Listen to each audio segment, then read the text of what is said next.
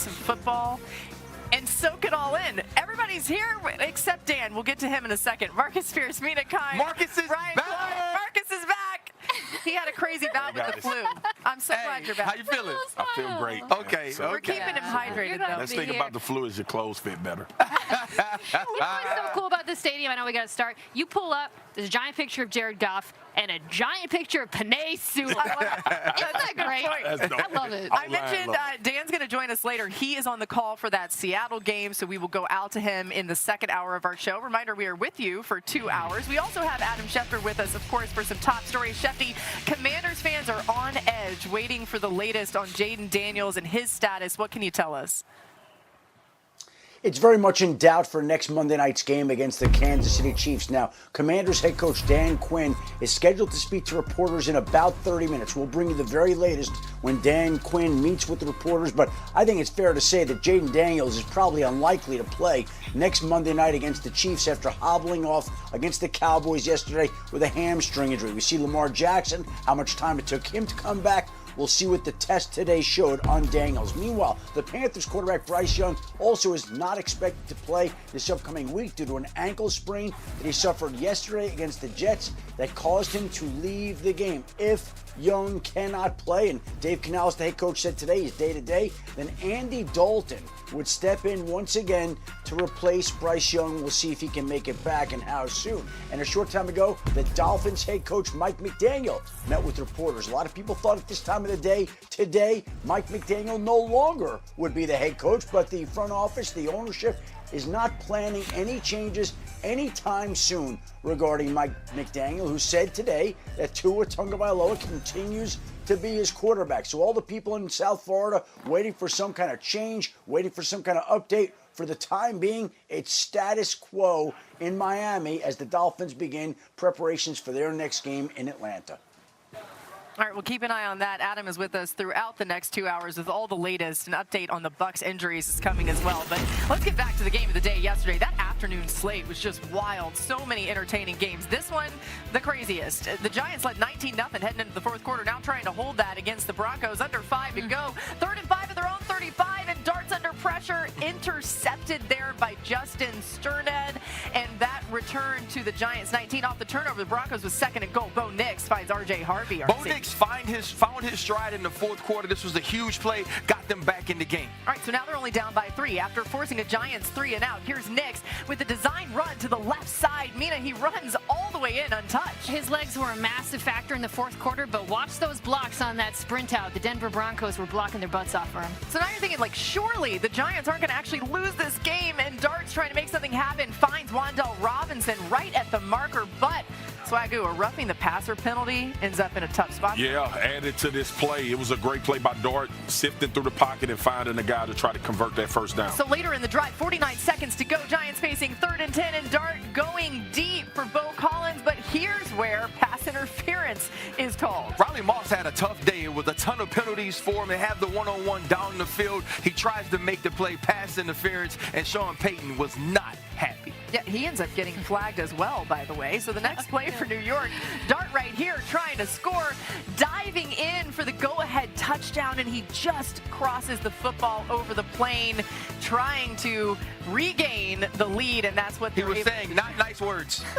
Yeah. After this, too. Don't read the list. Oh, no. Okay, so Jude Mikatamne misses wide right. Giants up 32-30. Broncos can now win with a field goal. So 33 seconds to go in this game. And Knicks with time. He finds Marvin Mims Jr. over the middle. Better be lucky than good. Yeah, exactly. 1st and 5 for the Broncos. Knicks finds Cortland Sutton for the 22-yard pickup. Sutton doing what he does best, going up and grabbing the football from other human beings. 2 seconds remaining. Will Lutz can win it right here. 39-yarder, and he drills it right down the middle. Broncos, an improbable comeback. They win it. Here's Jackson Dart and the Giants after a crazy loss. It sucks. I mean, it's like I said, I hate losing. We have good leaders on the team. We have good players. We have to find ways to finish the game. There's just no way in hell we're supposed to lose that game. I mean, credit to the Broncos for,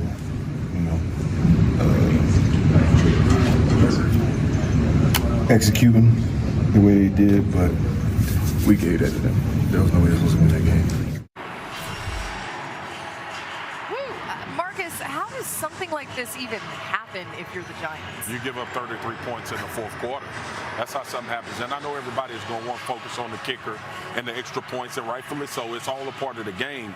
But as a defense and the defensive staff, at some point you have to go win the game and force the issue. And that was my issue with the New York Giants. They tried to play it safe.